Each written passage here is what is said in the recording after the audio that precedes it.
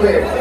আমরা আরেকটি বিষয় স্পষ্ট করছি, যদি সংহতার বিচার না পাই এবং এই ক্যাম্পাসে এই শিবিরের হামলা এবং গুপ্ত রাজনীতির নামে অপরাজনীতি চলমান থাকে, সংহতার বিচার সহ বিগত 15 বছরে ছাত্রদলের যে সকল নেতাকর্মী খুন হয়েছে তাদের যদি বিচার করা না হয় এবং ছাত্রলীগের সন্ত্রাসীদের যদি বিচার করা না হয়, স্পষ্ট ভাষায় বলে দিচ্ছি, প্রয়োজনে এই নির্দলীয় ইউনিট সরকারের বিরুদ্ধে আন্দোলন ঘোষণা করে বাংলাদেশ।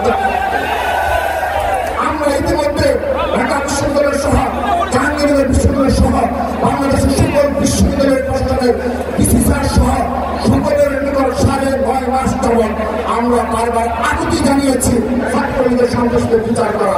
কিন্তু আমরা লক্ষ্য করছি এই বৈষম্য বিরোধী ছাত্র আন্দোলনে যারা আজকে এই তরুণ নেতৃত্ব দাবি করে এবং এই শিবিরের যারা রয়েছে তারা এই ছাত্রলীগের সন্ত্রাসীদের পুনর্বাসনের আখড়া হিসেবে পরিণত হয়েছে। আমরা স্পষ্ট ভাষায় বলে দিতে চাই, এই ছাত্রলীগের সন্ত্রাসীদের বিচার ব্যতীত রাষ্ট্র সহ কোন ছাত্র সংসদের সুষ্ঠু হবে বলে আমরা বিশ্বাস করি না। সেখানে আবারও বলছি, আমরা 9.5 মাস আমরা অপেক্ষা করেছি, আমরা সময় দিয়েছি, বিশ্ববিদ্যালয় প্রশাসনকে সময় দিয়েছি। এখন আর আমরা বিশ্ববিদ্যালয় প্রশাসনকে সময় দেবো না, আমরা সরাসরি নির্দলীয় সরকারের ইউনুস সাহেবের সঙ্গে যারা দায়িত্ব রয়েছে সেই সরকারের বিরুদ্ধে আমরা আন্দোলন ঘোষণা করবো।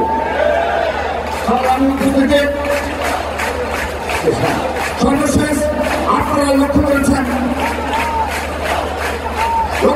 এই ছাত্রলীগকে নিষিদ্ধ করা হয়েছে, কিন্তু তবুও ছাত্রলীগের সন্ত্রাসীরা রাজধানী ঢাকা সহ বাংলাদেশের কানাচে এখনো তারা মিছিল করার দুঃসাহস দেখাচ্ছে এবং প্রতিনিয়ত তারা কর্মসূচি পালন করে যাচ্ছে।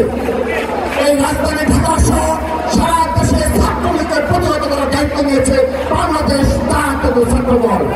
কিন্তু বৈষম্য এবং শিবির সহ যারা রয়েছে, যারা ছাত্রলীগের পুনর্বাসনে কার্যকলাপে লিপ্ত রয়েছে, তারা এখন পর্যন্ত একজন ছাত্রলীগের কর্মীকেও তারা প্রতিহত করতে পারেনি।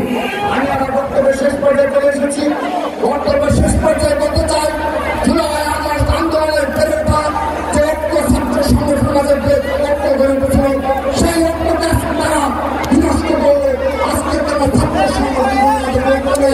তারা যেই সেখানে ছাত্র সমাজের উপর আমরা তাদের বিবেকের উপর দিয়ে দিলাম যে তারা বিচার করবে, আজকের এই ঐক্য বিষয় তারা দেয়। কিন্তু স্পষ্ট ভাষায় বলতে চাই, এই জুলাই আগস্টকে ক্রেডিট দিয়ে যারা উপদেষ্টা হয়েছে সেই উপদেষ্টার ইতিহাস ইতিমধ্যে 1000 কোটি টাকার দুর্নীতি প্রমাণিত হয়েছে। আমরা স্পষ্ট ভাষায় বলতে চাই, জুলাই আগস্ট গণঅভ্যুত্থানকে কলঙ্কিত করার জন্য শুধুমাত্র ইতিহাসটা সেই উপদেষ্টার প্রতিদান দাবি করছি। যদি আমাদের এই ধৈর্য সহনশীলভাবে বক্তব্য যদি আপনারা কর্ণপাত না করেন, যে ভাষায় কথা বলতে হবে ছাত্রদল সেই ভাষায় ঢাকার রাজপথে কথা বলবে।